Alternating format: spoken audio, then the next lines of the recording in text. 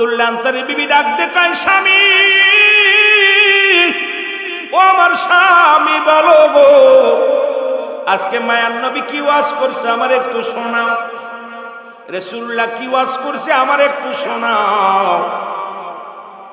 কি জিগায় বিবিরে, বিবি জিগায় স্বামীরে, আর আমাদের বউগুলো জিগায় তাবারক কেমনে হইছে ক। মাহফিলে কি বাদামাই ছিল না, মজাই ছিল না, বক্তার সুর কেমন, বক্তার চেহারা কেমন, কিন্তু আমাদের বিবিগুলো জিগানোর দরকার ছিল। ও আমার প্রাণের স্বামী, এত রাত জেগে মাহফিল শুনলাম, বক্তায় কি কি আলোচনা করছে একটু বলো, আমিও আমল করবো। জোরে বলেন ঠিক কিনা? আব্দুল্লাহ আনসারী বলে, বিবিরে, আমার নবী ওয়াজ করছে যদি কোনো ব্যক্তি 5 ওয়াক্ত সালাত, 5 ওয়াক্ত নামাজ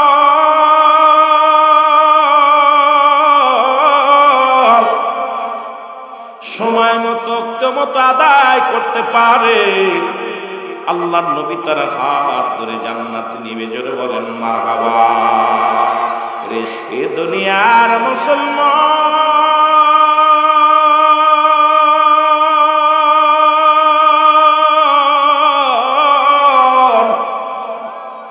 যে কথাগুলো বলি দিলের কান্ডা লাগা শোনো গো। আব্দুল্লাহ আনসারী ডাক দিয়ে বলে, বিবি রাহমাতুল্লিল আলামিন, মায়ের নবী ওয়াজ করছে রে, যদি কোনো ব্যক্তি 5 ওয়াক্ত নামাজ, 5 ওয়াক্ত সালাত সময় মতো ওক্ত মতো আদায় করতে পারে, আল্লাহর নবী তার হাত ধরে জান্নাতে নিবে। জোরে বলেন মারহাবা। আর একটু জোরে বলা যাবে না মারহাবা? বিবি ডাক দিয়ে কয়, স্বামী, ও আমার স্বামী, আপনার কাছে শুধু একটা দাবি করে যাই গো, জীবনে আপনার কাছে দামি কাপড় চাই না, দামি পোশাক চাই না, দুনিয়ার মধ্যে কোনো বালাখানা চাই না, কোনো ধন সম্পদ আপনার কাছে চাই না। আপনি আমাকে একটু সুযোগ করে দিবেন, আমিও যেন সময় করে 5 ওয়াক্ত সালাত জামাতের সঙ্গে, আমিও যেন 5 ওয়াক্ত নামাজ সময় মতো আদায় করতে পারি। জোরে বলেন মারহাবা। কেমন বিবি দেখছেন? এমন একটা বিবি যদি আপনার নসিবে জুটে যায়, ও মুসলমান, 3টা গুণ দেখে বিয়ে যদি করতে পারেন তাহলে কপাল খুলে যাবে। 3টা গুণের গুণান্বিত যে নারীর ভিতরে আছে গো, ও আমার যুবক বন্ধুরা শোনে না, আর দুনিয়ার মধ্যে সব থেকে বাঁচার জন্য 4টা গুণ লাগবে। এই 4 গুণের গুণান্বিত যদি কোনো নারী বিবাহ করতে পারেন তাহলে আপনার জীবন পরিবর্তন হয়ে যাবে।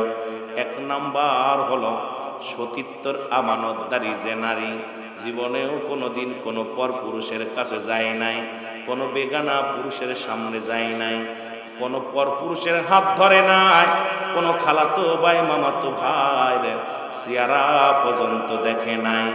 এই নারীগুলো যারা নিজের সতীত্ব রক্ষা করেছে রে বাবা, 1 নাম্বার সতীত্ব রক্ষাকারী নারী। 2 নাম্বার হলো মুসলমান, 2 নাম্বার হলো মুসলমান আমলদারি, 3 নাম্বার হলো মুসলমান পর্দাশীলতা নারী, 4 নাম্বার তার ভিতর রূপগুণ থাকা লাগবে। এই 4টা গুণের কোন নারী যদি কারো কপালে একবার জুটে যায়, ওই পুরুষটা জীবনেও কোনোদিন পরক্রিয়া করবে না, ওই পুরুষ আর অন্য মহিলার দিকে তাকাবে না। আর ওই 4টা গুণের গুণান্বিত যদি কোনো পুরুষ কারোর নসিবে, যদি কোনো মহিলার নসিবে হয়ে যায়, এত ওয়াজ করে লাভ কি? সামান্য একটু বোঝার দরকার আলোচনাটা। সারা রাত আলোচনা করলাম, আমল করলাম না, বুঝলাম না। এই 4টা গুণের গুণ থাকার দরকার। ওই পুরুষটা পৃথিবীর মধ্যে তার নারীকে ঠকাবে না। যে পুরুষ তার সতীত্ব রক্ষা করেছে, আমানতদারি, জীবনে কোনোদিন কোনো নারীর কাছে যায় নাই, জীবনে কোনোদিন কোন নারীর সাথে ফাহিশা কথা বলে নাই। 1 নাম্বার ওই পুরুষগুলো, যে পুরুষগুলো তার আমানতদারি, মুসলমান শুনে নাও, তার মুসলমান আমানতদারি, তার সতীত্ব আমানতদারি রাখছে। 2 নাম্বার, যে পুরুষটা নামাজ আদায় করে সালাত, যে পুরুষটা হালাল খোর বান্দা, এই এমন একটা পুরুষ যদি কোনো মেয়ের জীবনে এসে যায়, ওই মেয়েটার জীবনটা ধন্য হয়ে যাবে। জোরে জোরে চিল্লায় বলা যাবে না মারহাবা। বিয়ে করতে লাগলে 4টা গুণ দেখবে যুবক, 3টা, সর্বনিম্ন 3টা গুণের গুণান্বিত নারী যদি বিয়ে করতে পারো, ওই নারী জীবনও তোমার ফাঁকি দিবে না। পৃথিবীতে বিষ খেয়ে মারা আত্মহত্যা করবে, জীবন দিয়া দিবে, কোনদিন স্বামীর হক নষ্ট করবে না। 3টা গুণ। যুবকেরা খেয়াল কর, যেহেতু যুব সমাজ আয়োজিত আজকের মাহফিল, আমার যুবক ভাইরা গভীর মনোযোগ। নাম্বার 1, আমানতদারি, সতীত্বর আমানতদারি। সতীত্বর আমানতদারি। এখন বাংলাদেশে এই সতীত্বর আমানতদারি মহিলা আমার মন বলে আপনাদের জেলায় 2 সেক্টরে পাওয়া যাবে বলে বিশ্বাস করি।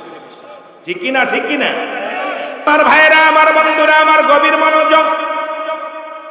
বলতেছিলাম, এ মুসলমান, রাসূলের সাহাবী, রাসূলের সাহাবী, আমার যুবক বাবারা শুনে না।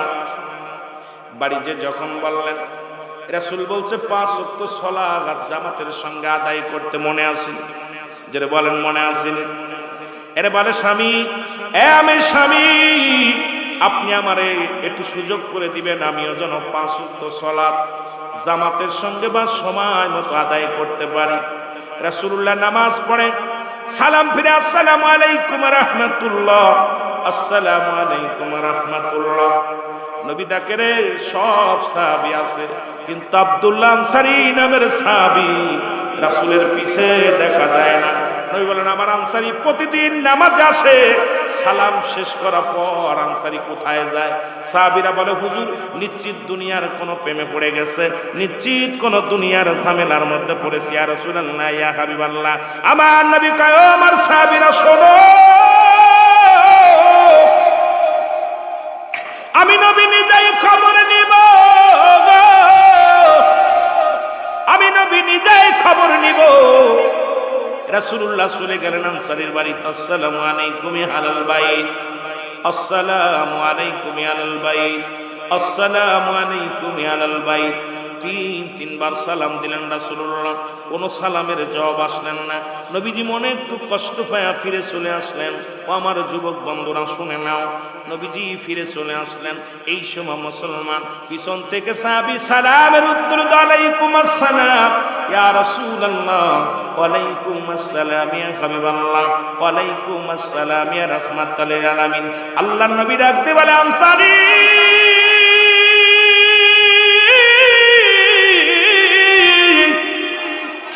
আমি নবী 3বার সালাম দিলাম, 3বার তুমি উত্তর দিলা, তার মানে আর বুঝতে বাকি নাই রে আনসারী, তুমি সালাম শুনেছিল, উত্তর দাও নাই। আনসারী বলে, ইয়া রাসূলুল্লাহ, ইয়া হাবিবাল্লাহ, কেন আমি সালামের জবাব দিই নাই? আমি কেন জবাব দিতে পারবো না? যদি একটু দয়া করে আমার ঘরে ফিরে যেতেন, যদি একটু আমার ঘরের মধ্যে যাইতেন, তাহলে বলতাম। আমার নবী কয়, চলো রে আনসারী, চলো যায়। আনসারী চলে গেলেন, আমার নবী চলে গেলেন পিছে পিছে। আনসারী যা দরজা খুলে দিছে, খোলার সঙ্গে সঙ্গে ভিতরে দেখে বিশাল একটা গর্ত খোঁড়ারে মুসলমান। আমার নবী ডাকতে বলে, আনসারী রে, তোমার ঘরের মধ্যে এত বড় গর্ত খোঁড়া কেন বলো? আনসারী বলে, নবী গো, মায়ার নবী,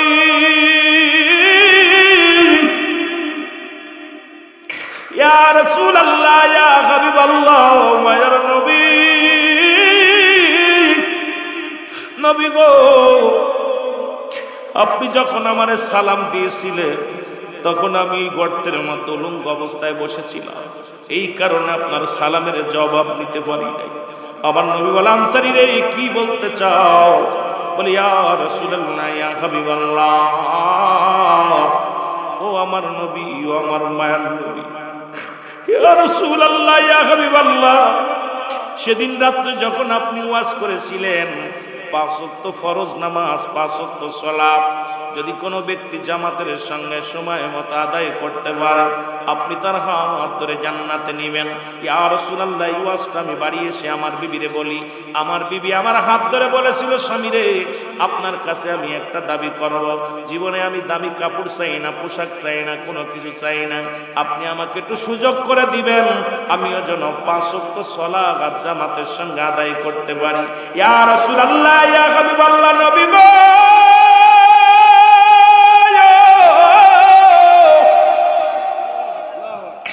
আমার স্বামী স্ত্রী মিলে মাত্র একখানা কাপড়, নবী গো, মাত্র এক টুকরা কাপড়। নবী গো, যখন মসজিদে আযান পড়ে যায়, আমি গর্তের মধ্যে ঢুকে যাই, আমার বিবি উলঙ্গ হইয়া ওই কাপড়খানা খুলে দেয়, আমি ওই কাপড়খানা পরিধান করে ইয়া রাসূলুল্লাহ, ইয়া হাবিবাল্লাহ মসজিদে চলে যায়। আবার নামাজ শেষ করে দৌড়ে এসে গর্তের মধ্যে ঢুকি আমি আমার কাপড়খানা খুলে দিই, আমার বিবি নামাজে দাঁড়ায়া যায়। নবী গো, যখন আপনি আমাকে সালাম দিয়েছিলেন তখন আমার বিবি নামাজের মধ্যে ছিল, আর আমি উলঙ্গ অবস্থায় ছিলাম, এই কারণে আপনার সালামের জবাব দিতে পারি নাই। আমার নবী চোখের পানি ছেড়ে ডাক দিল, আনসারী আয় রে আয়। আমার নবী বুকের মধ্যে টানতে বলে, আনসারী রে,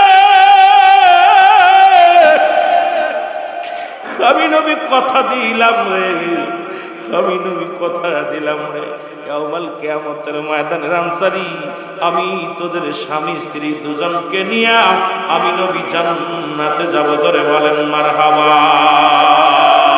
আমার দয়াল নবী বিগলে, আমার মায়ার নবী, আপন বলতে কেহ নাই জগতে, আমার আপন বলতে, আরো জোরে বলেন, আমার আপন বলতে,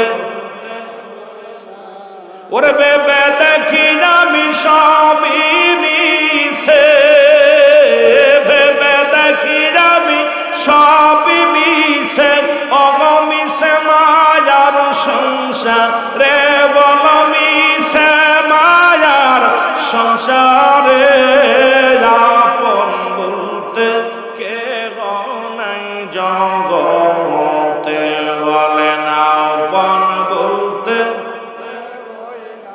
আরো জোরে বলেন, আমার দয়াল নবী বিগলে, আমার মায়ার নবী, আপন বলতে কেহ নাই জগতে, বলেন আপন বলতে, ও নবী ও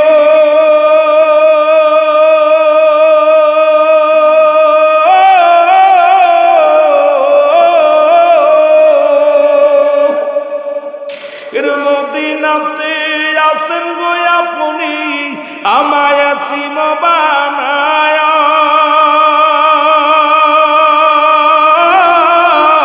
এই আশেকে কান্দে গো নবী বাংলাতে বসিয়া, এই আশেকে কান্দে গো নবী বাংলাতে বসিয়া, আমার দয়াল নবী বিগলে, আমার মায়ার নবী, আপন বলতে কেহ নাই জগতে, বলেন আপন বলতে, ওরে ভেবে দেখি আমি সবই মিছে, ভেবে দেখি আমি অগমিছে মায়ার সংসারে, আপন বলতে নাই জগতে, আমার আপন।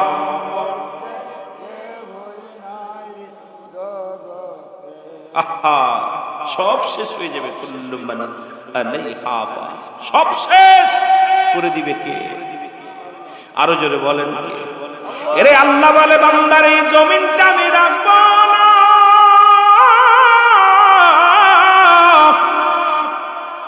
এই জমিনের মধ্যে যা কিছু আছে আমি চূর্ণ বিচ্ছিন্ন করে দিব। এই জমিনের মধ্যে যত মাটি আছে সব আমি পুরায়া তামা বানায়া দিব। জমিনের মধ্যে যত মুসলমান পানি আছে সব পানিগুলো আমি আল্লাহ পুরায়া ছাই বানায়া দিব। যেদিন কিচ্ছু বলতে কিচ্ছু থাকবে না।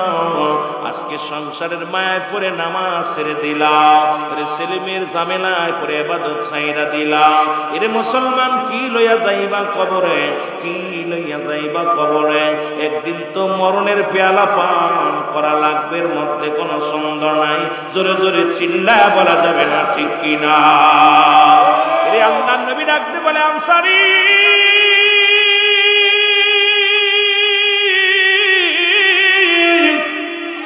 আমি নবী কথা দিলাম রে, তোদের স্বামী স্ত্রীকে জান্নাতে নিয়ে যাব।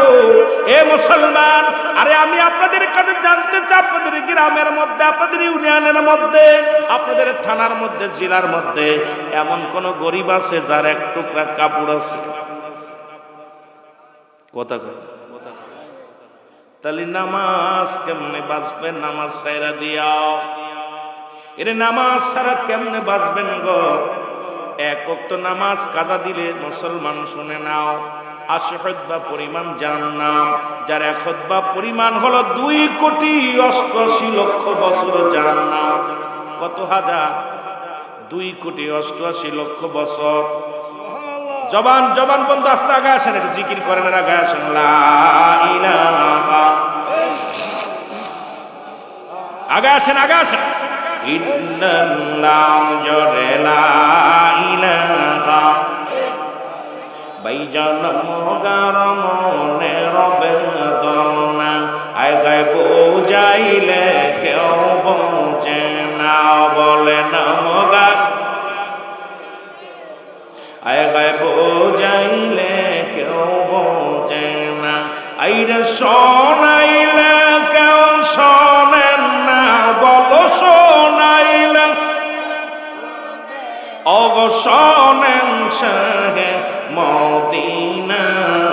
লা ইলাহা, জবান খুলে লা ইলাহা, ভালোবেসে লা ইলাহা, লা ইলাহা মুহাম্মাদুর।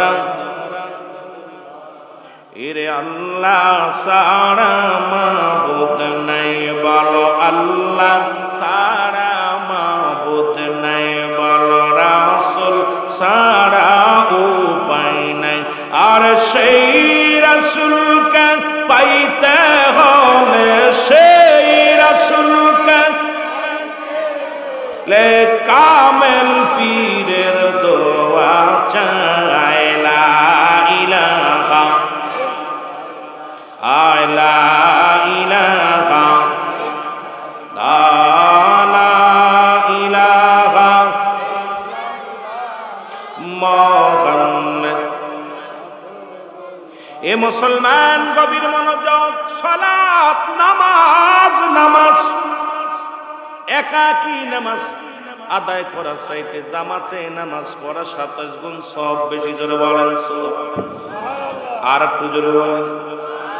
এই মাহে রমজান মাস সামনে আসতেছে, এই 27 গুণ আল্লাহ রাব্বুল আলামিন 70 গুণে ভরে দিছে। সুতরাং একটা যখন নফল করবেন ফরজের সমতুল্য সওয়াব হবে, একটা যখন মুসলমান সুন্নাত আদায় করবেন, রাসূলের একটা ফরজ মুসলমান শুনে নাও, দান খয়রাত করবেন, বেশি বেশি সালাত আদায় করবেন, বেশি বেশি করে ইবাদত বন্দেগি করবেন মাহে রমজান মাসের মুসলমান শুনে নাও। এই নামাজের গুরুত্ব দিয়েছে নবীজি গো।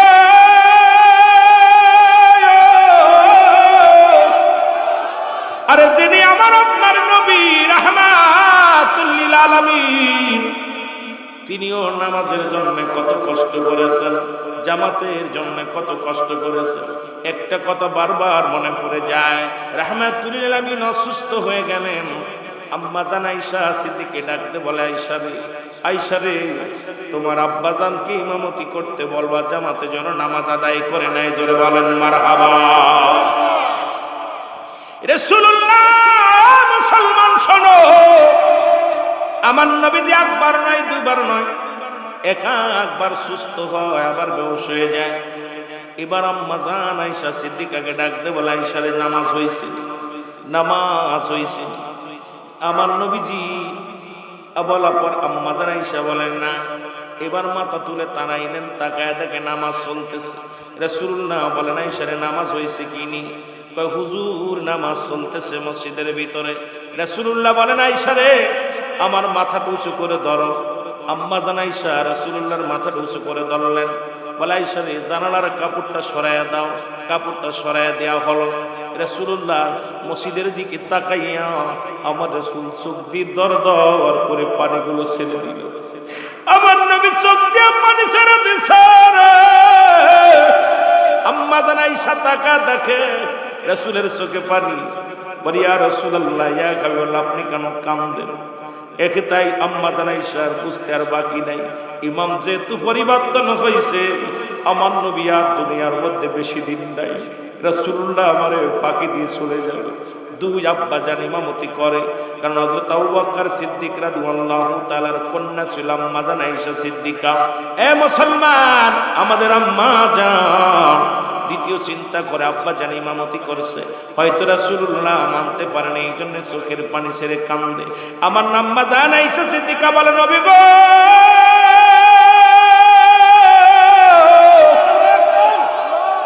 আপনার চোখে কেন পানি?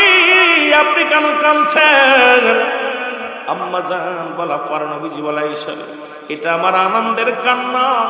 এই নামাজের জন্য আমি কত কষ্ট করলাম, এই নামাজের জন্য আমি কত মেহনত করলাম, কত পাথরের আঘাত খাইলাম, কত কাফেরদের মার খাইলাম। এই নামাজের দাওয়াত দিতে যাইয়া, জামাতের মেহনত করতে যাইয়া, আজকে আমি যাবার বেলা তো চোখ দিয়ে আমি দেখে গেলাম আমার উম্মতিরা জামাতে নামাজ আদায় করে। জোরে বলেন মারহাবা। আর একটু জোরে জোরে চিল্লায় বলা যাবে না আল্লাহু আকবার। আমার ভাইরা, আমার বন্ধুরা, আমার রাসূলুল্লাহ জামাতের প্রতি এত গুরুত্ব দিছে, আমরা নামাজে যাই না। কিসের ওয়াজ শোনা নফল বন্দেগী, নামাজ হলো ফরজ। আজকে আমি বড় কষ্ট পাই প্রতিটা সমাজের মধ্যে। ও আমার বাবারা, আমার নামাজের প্রতি গুরুত্ব নাই। মুসলমান এবং কাফেরদের মধ্যে পার্থক্য হলো নামাজ। আজকে সব জায়গা খুন খারাপি হওয়ার পিছনে আজকে প্রায় দেখি আজকে ধর্ষণ। একটাই কারণ হলো মহিলাদের পোশাক। কারণ তারা শালীনতা পেয়ে এমন পোশাক পরিধান করা শুরু করেছে। এ যুবক, আজকেও দেখলাম মার সামনে মেয়েকে ধরে নিয়ে দর্শন করেছে। দেখলাম মা বুরকা পরা, মেয়ে দেখি বডিস পরা, গায়ে খালি গা। এই মেয়ে তো কখনো যে কলা সুলা থাকে এরপর মাছি বসবেই। জোরে বলেন ঠিক কিনা? কোনদি সুলা কলার উপরে যদি সুসা থাকে তাই মাছি ঠেকানো যায় না। কথা কন না, ঠিক কিনা? মাছি চেনেন? চেনেন, কথা বলেন না কেন? আমি কারো তেল মেরে ওয়াজ করি না। রুহুল আমিন সিদ্দিকীর ওয়াজ, যদিও আমাকে ওয়াজ দিছে আজকে কবর হাসরের দিকে, একটু নামাজের দিকে, তবে রুহুল আমিনের আওয়াজ সবসময় বাস্তবমুখী আলোচনা করে বেশি। বাংলাদেশ ওয়ান পিস, যার জীবনে কোনোদিন তেল মেরে ওয়াজ করা শেখে নাই রুহুল আমিন সিদ্দিক। ঘটনা হলো, দাওয়াতের আশায় আসি না এখানে। আপনারা দাওয়াত দিয়েছেন, আইসি রিজিকের মালিক আল্লাহ, খাওয়াইছেন আলহামদুলিল্লাহ। কমিটির ব্যবহার অনেক খুশি, রিসিভ করছে, ভালো লাগছে, ব্যবহার অনেক ভালো। যিনি দাওয়াত দিচ্ছেন তা তো অতুলনীয়, আমার ভাই, অনেক ভালো মনের মানুষ। তা যেটা বলতেছিলাম, যে আপনাদেরকে বলতেছে, আজকে বাংলাদেশে এই রেপ এবং জিনার পিছনে দায়ী হলো মেয়েদের এই শালীনতা পোশাক। জোরে বলেন ঠিক কিনা? আরো জোরে বলেন ঠিক কিনা? দাউসের পিতামাতা বিনা হিসেবে জাহান্নামে যাবে। এ যুবকেরা, ওয়াজ শুনবি খেয়াল করে, মাহফিল দিয়ে শুধু কান বন্ধ করে রাখবি না। আজকে দেখলাম এখানে বাজার বসছে, মেয়ে ছেলে সব এক জায়গা। আমার নিয়ে আসতেছিল যখন খাবার খাওয়াইতে, বাইরে বারবার বারণ করতে, কে কার কথা শোনে? আমি বলতে চাই দোকানগুলো বন্ধ করতে হবে। আর ওখানে একজন কমিটি খুব শক্ত হাতে লাঠি নিয়ে বসতে হবে। এখানে জান্নাতের বাগান, এখানে অসংখ্য মানুষ কবরে শুয়ে আছে, তাদের নেকির জন্য আজকের মাহফিল। জোরে বলেন ঠিক কিনা? এখানে মেলা নয়, এখানে আনন্দ শরীফিতে কিনার জায়গা না। আজকের দিন চোখের পানিগুলো, সব দোকান বন্ধ, আজকে সমস্ত ঘর বন্ধ, তালা মেরে আসতে হবে, আল্লাহর দরবারে কাঁদতে হবে, আল্লাহ আগামী বছর এই দিনটা পাবো না, আগামী দিন আমরা বাঁচবো না। আজকে গুনাহ মাফের একটা সুযোগ পেয়েছি, সবাই গুনাহ মাফ করে নেব। জোরে বলেন ঠিক কিনা? যেটা বলতেছিলাম, দাউস মেয়ে ওই সমস্ত মেয়ে যাদের বিয়ে করা হারাম, দাউস মেয়ে বিয়ে করা হারাম। যে সমস্ত মেয়েরা মেয়ে কুলে জন্ম নিয়ে প্যান্ট শার্ট পরে শার্ট গায়ে দেয়, যে সমস্ত মেয়ে, ভালো করে লিখে নেন, অনেক অবিবাহিত যুবক আছেন, অনেক গার্জিয়ান আছেন, আপনাদের কাজে লাগবে। কারণ আপনারও একটা মেয়ে হতে পারে, আপনিও বিয়ে করবেন, আপনার মেয়েও বিয়ে দিবেন, আপনার ছেলেও বিয়ে দিবেন। যে সমস্ত দাউস, দাউসের পিতামাতার নামাজ, রোজা, হজ, যাকাত সব বরবাদ করে দেওয়া হবে। অধিকাংশ হাজী সাহেব, অধিকাংশ মাওলানা, অধিকাংশ মুফতি ওই দাউস সন্তান থাকার কারণে সমস্ত আমলগুলো বরবাদ করে রব্বে কারিম তাদেরকে জাহান্নামে ঢুকায় দিবে। জোরে বলো আল্লাহু আকবার। যে সমস্ত মেয়েরা দাউস, দাউস চিনে নেন, দাউস, দাউস মেয়েকে বিয়ে করা হারাম, হারাম, হারাম, হারাম। এই দাউস কারা? দাউস হলো যে সমস্ত মেয়েরা মেয়ে কুলে জন্ম নিয়ে প্যান্ট শার্ট পরে, শার্ট গায়ে দেয়, পুরুষের ন্যায় চলাফেরা করে, পুরুষের ন্যায় কথাবার্তা বলে, সাইকেল চালায়, গাড়ি চালায়, তাদের সম্পূর্ণ বাজার ঘাট ইত্যাদি ইত্যাদি করে পুরুষের ন্যায়। এক কথায় পুরুষ মহিলা হয়ে পুরুষ পুরুষ ভাব, এরা হলো দাউস। এদেরকে বিয়ে করা হারাম, এদের পিতামাতা জাহান্নামী, ওরাও জাহান্নামী। আল্লাহু আকবার বলেন না? আর একটু জোরে বলেন।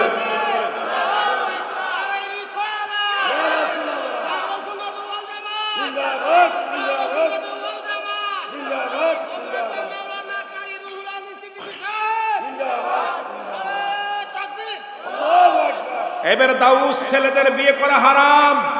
যেহেতু পল্লী এলাকা, আমার মারা শুনবেন, ওই ছেলেকে বিয়ে করা হারাম যে সমস্ত ছেলেরা ছেলে কুলে জন্ম নিয়ে গলায় সোনার চেন দেয়, হাতে চুড়ি দেয়, কান ফুরায়, নাক ফুরায়, কান নাক ফুরায়, মহিলাদের মতো কথাবার্তা বলে, মহিলাদের মতো চলাফেরা করে, মহিলাদের মতো উন্না টানে, এই সমস্ত দাউস পুরুষদেরকে বিয়ে করা হারাম, হারাম, হারাম। আল্লাহু আকবার বলেন। আর একটু জোরে বলেন। এখন এই এলাকার মধ্যে যেগুলো দাউস আমি চিনায় দিয়ে গেলাম, দাউস গুলো আর যে সমস্ত মেয়েরা বুক টান করে বেশিরভাগ হাটে দেখবেন, লজ্জা হায়া নাই, এরা বেশিরভাগ বুক টান, এই জিনাকারী মহিলা এরা। নাউজুবিল্লাহ বলেন। আরো জোরে বলেন। ওয়াজ, অনেক ওয়াজ পল্লী এলাকা, শুধু আমি ওদিকে যেতে পারবো না, তবুও কিছু টাচ দিতে হবে, কারণ আমাকে মরতে হবে। যেহেতু উনি আমার সাবজেক্ট দিছে কবরের দিকে, কবরে গেলে যেতে লাগলে এই আমলগুলো পরিত্যাগ করার দরকার আছে কিনা? জোরে বলেন। অভ্যাসগুলো পরিত্যাগ করার দরকার আছে কিনা? আমার বাবারা, যে কথা আমি বলতেছিলাম, 5টা গুণ, 3টা গুণ, মেয়েদের ভিতর সর্বনিম্ন কয়টা গুণ দেখবেন? এই জোরে বলেন, কয়টা গুণ? 4টা গুণ, বেশিরভাগই 4টা। 4টা 5টা গুণ দেখতে গেলে আমার দেশে হবে না। সর্বনিম্ন 3টা গুণ দেখলে বিয়ে করবেন। 4টা গুণ দেখা উত্তম। নাম্বার 1, ওই নারী সতীত্বর রক্ষাকারী। সুবহানাল্লাহ বলেন না? ওই নারী সতীত্বর রক্ষাকারী। নাম্বার 2, সে পর্দাশীলতা। আজকে আমার দেশে পর্দা নাই বললেই চলে। জোরে বলেন ঠিক কিনা? আমার দেশে পর্দা নাই বললেই চলে। পর্দা যেমন ফরজ, নামাজও তেমন ফরজ। নামাজও যেমন ফরজ, পর্দাও তেমন, জোরে বলেন না, ফরজ। কি পর্দা কি করা? জোরে বলেন, কি করা? ফরজ। এটা অমান্য করলে কি কাফের? জোরে বলেন ঠিক কিনা? ফরজ তরক করা কবিরা গুনাহ। জোরে বলেন ঠিক কিনা? আমার ভাইরা, নাম্বার 2 মুসলমান। নাম্বার 3 হলো ওই মেয়ে আমলদারি। জোরে বলেন না সুবহানাল্লাহ। কোরআন শরীফ পড়তে পারে, নামাজ পড়তে পারে, আমল করতে পারে। অনেক মেয়ে দেখবেন রোজা রাখে না, গার গোস্ত কমে যাবে। জোরে বলেন ঠিক কিনা? বডি ফিটনেস নষ্ট হয়ে যাবে, রোজা রাখে না। অনেক যুবকও আছে, এই যে সামনে মায়ের রমজান মাস আসতেছে, অনেক যুবক। আর ওই বাপ মা কত বড় বেহায়া, বাপ মা ছেলেরে ডাকে না, কষ্ট হবে, মেয়েরে ডাকে না, কষ্ট হবে। এরে বাবা, ইমাম সাহেব বারবার ডাকতেছে, সময় হয়ে গেছে, ওঠো, খেয়ে নাও। যদিও ছেলে ওঠে, কয় বাবা না, তোর মুখের দিক তাকানো যায় না। আরে মিয়া, ওই সন্তান তোর বুকে লাথি মারবে। জোরে বলেন ঠিক কিনা? ওই সন্তান কি করবে? বুকের ভিতরে লাথি মারবে, লাথি মেরে জাহান্নামে যাবে। এই জন্যে আমার বাবারা, আর একটা গুণ হলো সে একটু রূপবতী হওয়া লাগবে, যাতে করে অন্য নারীদের দিকে আপনার লালসার নজর না যায়। এই জন্যে সে একটু রূপবতী হওয়া লাগবে। এই চারটা দিক খেয়াল রাখতে হবে। তবে চারটা দিক যদি না হয়, যদিও সে কালো হোক, যদিও সে বেড়ে হোক, যদিও সে টেরা হোক, যদি সে আমানতদারি নারী হয়, আপনার জীবন ধন্য। জোরে বলেন মারহাবা। পুরুষের জন্য যে সমস্ত ছেলেরা মেয়েরা বিয়ে করবেন, গার্জিয়ানদের আমি অনুরোধ করে যাব, 1 নাম্বার, ওই ছেলেটা আমানতদারি কিনা, সেও অপচয় করছে কিনা। রাসূল তো ওয়াদা করেছে, ইমাম সাহেব আছেন, ইমাম সাহেব আপনারা না বুঝেন, আলেম ওলামা যারা আছেন, নবীজি নিজে ওয়াদা করেছে, 2টা জিনিস যে ব্যক্তি আমার কাছে হেফাজত করবে, জামিনদার হবে, আমি নবী তার জন্য বেহেশতের জামিনদার হব। নাম্বার 1 দু গালের মধ্যবস্তু, নাম্বার 2 দু পায়ের মধ্যবস্তু, লজ্জাস্থান, স্ত্রীলিঙ্গ পুরুষলিঙ্গ, এই 2টাকে অপচয় করে নাই। একমাত্র স্বামী স্ত্রীর কাছে, স্ত্রী স্বামীর কাছে। এই যে ব্যক্তি, আল্লাহ নবী বলছে আমার কাছে ওয়াদা করতে পারবে যে আমি স্ত্রীর কাছ ছাড়া অন্য জায়গায় যাই নাই, আর স্ত্রী বলবে আমি স্বামী ছাড়া অন্য কোনো পুরুষের কাছে যাই নাই, নবীজি বলছে আমি হাত ধরে জান্নাতে নিব। সুবহানাল্লাহ বলেন না? এখন আপনাদের যদি বলে হাত উঠাইতে যে কয়জন আজ পর্যন্ত অপচয় করছেন, ইনশাআল্লাহ হয়তো উঠাবেন না ভয়ে, কিন্তু আপনার যে পাপ, এই পাপের কথা যদি আপনার বাবা জানতো, জীবনে আপনাকে সন্তান পরিচয় দিত না। যদি আপনার ভাই জানতো, আপনাকে ভাই বলে ডাকতো না। আপনার স্ত্রী জানতো, তালাক দিত। গুণে জানলে আপনাকে ভাই বলতো না। প্রতিবেশী জানলে আপনার সাথে কথা বলতো না। এত পাপ করেছেন, রব্বে কারীম সব গোপন রাখছে। আজকের মাহফিল থেকে আমরা সবাই ক্ষমা চাবো, যে আল্লাহ বিগত দিন যা করেছি, আজকে থেকে আমাদেরকে তুমি ক্ষমা করে দাও। জোরে বলেন আমিন, আরো জোরে বলেন আমিন। আপনি চক্ষু দুটা বন্ধ করে দেখেন কত পাপ করছেন। এটা যদি ফাঁস হয়, আপনার স্বামী স্ত্রী যদি জানে যে আপনি কি কত অপরাধী, আপনার ভাই, আপনার বন্ধু, আপনার আব্বা, আপনার মা, যদি আপনি জানে আপনার পাপের কথাটা, জীবনে আপনাকে জীবনের ছেলে বলে পরিচয় দিবেন। একটু চিন্তা করার দরকার আমার। সেই রব্বে কারীম যিনি আমার আপনার মালিক, আমি আমার আপনার রব, সেই রব্বে কারীম গোপন রাখছে, সব গোপনের গোপন, জাল্লা বান্দারে মাফ করার জন্য। তারপরেও যদি ক্ষমা না পান, তার মতো কপাল পুরা নাই। নাম্বার 1। নাম্বার 2 হলো নামাজি হতে হবে সেই সন্তানকে। যার মেয়ে আছে, বিয়ে দেওয়ার আগে আল্লাহর রাস্তে কোনো বেনামাজির হাতে কোনো ছেলে ধরে দিবেন না, বেনামাজির হাতে কোনো মেয়েকে দিবেন না। নাম্বার 2 দেখবেন সে নামাজি কিনা। 3 নাম্বার দেখবেন তার রুজিটা হালাল কিনা। সে রিক্সা চালাক, ব্যাংক চালাক, চাকরি করে, জিগাইবেন বাবা তুমি বেতন পাও 10,000, তোমার শার্টের দাম 3,000, তোমার গড়িটার দাম 4,000, এত টাকা পাও কোথায়? 10,000 টাকায় কোন রকম চলতে পারো, এত টাকা কই থেকে পাও বাবা? সুতরাং 3 নাম্বার দেখবেন আপনার ওই জামাইটা রুজির দিকে হালাল রুজি ইনকাম করে কিনা। 4 নাম্বার তাকে দেখবেন কি সে ওই মাদক সেবন বা অন্যদিকে ধাবিত কিনা। এই 4টা গুণ দেখে যদি আপনি মেয়ে দেন, আপনার মেয়ের গায়ে জীবন ওই জামায় হাত দিবে না। ওই মেয়েকে আপনি কোনোদিন প্রহার করবে না, ওই মেয়েকে কষ্ট দিবে না, ওই মেয়ে কোনোদিন নির্যাতিত হবে না। আজকে দেখা যায় প্রায়টা দিনেই ফেসবুকের মধ্যে দেখি জামায়ে পিটায়ে মেয়েরে হাত পা ভেঙে বাড়ি পাঠাই দিয়েছে, যৌতুকের জন্য মারছে। একজন হালাল খর বান্দা কোনোদিন তার স্ত্রীর গায়ে হাত দিতে পারে না। একজন হালাল খর বান্দা কোনোদিন তার বিবিকে গালি দিতে পারে না। একজন ইমানদার হালাল খর বান্দা কোনোদিন তার স্ত্রীকে কষ্ট দিতে পারে না। জোরে বলেন ঠিক কিনা? কিন্তু আমরা বিয়ে দেওয়ার সময় কই ছেলে বেতন কত? 80,000। বেতন যদি কয় 10,000 হবে না, কারণ আমার মেয়ের খরচ দিতে পারবে না, খাবার দিতে পারবে না।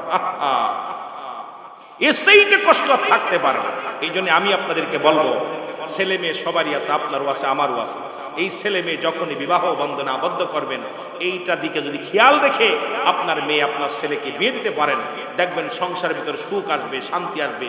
ওই মেয়েটা এসে আপনার বাবা মার খেদমত করবে, ওই মেয়েটা এসে আপনার খেদমত করবে, আপনার মার খেদমত করবে, আপনার ভাই বোনকে নিজের ভাই বোন মনে করে নিবে, আপনিও তার মা বাবাকে আপন মনে করে নেবেন। কিন্তু আমাদের ক্যারেক্টার এত খারাপ হয়েছে, আগে দেখি ফ্যান শার্ট গায়ে। আর একটা কথা, যে সমস্ত পুরুষ দাড়ি আছে, এই দাড়ি চাচাকে লগেও মেয়ে না দেওয়া উত্তম আমি মনে করি। হয়তো অনেকে রাগ করতে পারেন, রাসূলের সুন্নাত দায়েমি সুন্নাত যারা প্রতিনিয়ত চাষে, আমি মনে করি রাসূলের সুন্নাতে যারা আঘাত করে তারাও পুরুষের মধ্যে পড়ে না, এদেরও মহিলার কাতারে পড়ানো উচিত। জোরে বলেন ঠিক কিনা? মহিলাকে যেমন দাড়ি হয় না, ওদেরও দাড়ি হয় না। কি কন? আমি অনুরোধ করবো দাড়িটা রেখে দিবেন, রাসূলের সুন্নাত রেখে দিবেন। আমিন বলেন, আমিন বলেন। একটু মহব্বতের সঙ্গে দুরূদ শরীফ পড়েন। আল্লাহুম্মা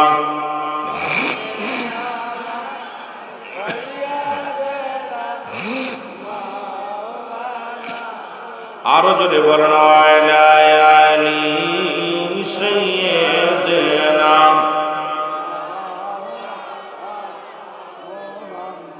হয়তো মনে করেন রুহুল আমিন সিদ্দিকী কথাগুলো কড়া কথা বলে গেল। সুলাইমান পয়গম্বর যখন বিবাহের বয়স হয়ে গেল, বিয়া করবে, পাত্রী খোঁজা শুরু হলো। সুলাইমান পয়গম্বর বলে এই 5টা গুণের গুণ যদি কোনো মেয়ের ভিতর থাকে আমি বিয়ে করব। অল রাজ্য ভরে, অল পৃথিবী ভরে খোঁজা হলো, এই 5টা গুণের মেয়ে পাই নাই, 3টা গুণ 2টা গুণের মেয়ে পেয়েছে। সুতরাং এই যদি আমরা খোঁজা শুরু করি, আমার দেশে যৌতুক লাগবে না, আমার সমাজ মুসলমান, কোনো মেয়ে অবহেলিত হবে না। কারণ আমার মেয়েদের ভিতরে কি আছে, ওই মেয়েটার ভিতরে কি আছে, এটা যদি আমি আকর্ষণ যদি থাকে, অবশ্যই তারপরে আমি রুহুল আমিন সিদ্দিকী ওয়াজ করতে এসেছি, আকর্ষণ আতিবিল শুনতে এসেছেন, যদি বক্তার ওয়াজ আগেই শোনা পর আরে রুহুল আমিন কি ওয়াজ করবো জানি, আকর্ষণ থাকবে না। তদ্রূপ একটা নারীর প্রতি একটা পুরুষের আকর্ষণ যখন থাকবে, যৌতুক দেয়া লাগবে না, যৌতুক দিয়ে আরো বিয়ে করা লাগবে। আসলে আমরা নারীর ভিতরে কি আছে আগেই অনুভব করে ফেলি, শাহাদাত আল্লাহ গুলো পেয়ে যায়। পুরুষের ভিতরে কি আছে একটা নারী সব বুঝতে পারে। এই জন্য আমার দেশে যৌতুক প্রথা পন্থা চালু হয়ে গেছে। কারণ এখন মেয়ে বিয়ে করি না, বিয়ে করি টাকা, মেয়ে বিয়ে করি না, বিয়ে করি যৌতুক। এ মুসলমান, আমি আপনাদের অনুরোধ করি, ছাগলের চরিত্র পরিবর্তন করে, যেহেতু ছাগলের দড়ি ধরলে ওটা দেখবেন আবার সাবান দিয়ে ধুইলে, সাবান দিয়ে ধুইলেও হাতের মধ্যে গন্ধ বলবে। আমি মাদের বলবো, মা তোমরা ছাগলের চরিত্র বাদ দিয়া যদি তোমরা হরিণের চরিত্র আনতে পারো, দেখবে তোমাদের দাম বেড়ে যাবে। মুরব্বীরা যেমন পন্দে বিয়ে করছে, এই সমস্ত মুরব্বীরা পন্দে বিয়ে করতে বলেন ঠিক কিনা, পন্দে বিয়ে করছে, মেয়ের বাবারে দিয়া, মেয়ের মারে দিয়া বিয়ে করছে। আর আমরা এখন নিয়ে বিয়ে করি। যদি মেয়েরা হরিণ হয়ে যায়, আমি বলে যাই আজকের মাহফিল থেকে, যদি মেয়েরা হরিণ হয়ে যায়, আল্লাহর কসম, আল্লাহর কসম, আপনাদের এলাকার সব মেয়েকে বিয়ে করার জন্য টাকা দিয়ে করা লাগবে। জোরে বলেন ঠিক কিনা। সালা যদি বান্দা থাকে, ওর ভিতরে ধান থাকে, ওটা না খুললে হাত দেওয়া যায় না, গুঁতো মারা লাগে, ঠিক কি না? এখন বাস্তা খুলে রাখছেন, বাস্তার মধ্যে মুসি এসে হাত ঢুকে, মেতর এসে হাত ঢুকে, অফিসার এসে হাত ঢুকে, ইমাম সাহেব হাত ঢুকে, মুয়াজ্জিম সাহেব হাত ঢুকে। জোরে বলেন ঠিক কথা কি বোঝেন? আমার দেশের মেয়ের এখন বেপর্দা হওয়ার কারণে মুসি মেতরের নজর দিকে পড়ে গেছে, ওর প্রতি চাহিদা কমে গেছে। চাহিদা যদি বাড়তে হয়, হরিণের নাভি থেকে আসছে নিগ্রো, নিগ্রো নাভি, নিগ্রো নাভি সেন্ট, কস্তুরী সেন্ট, এটা দাম বড়, এটা দাম, অনেক দাম। আমার মেয়েরা যদি, আমার মারা যদি হরিণের মতো হয়, আমার মাদের বিয়ে করার জন্য কোন গুণা লাগবে? সে কালো হলেও, কারণ ওই মেয়ের ভিতরে কি আছে একটা ছেলে অনুভব করতে পারবে না। এই জন্য আকর্ষণ করার জন্য আমার মাদের পর্দা বিকল্প নাই। এই জন্য পর্দা কেন ফরজ করেছে? কারণ পর্দার ভিতর থাকলোই না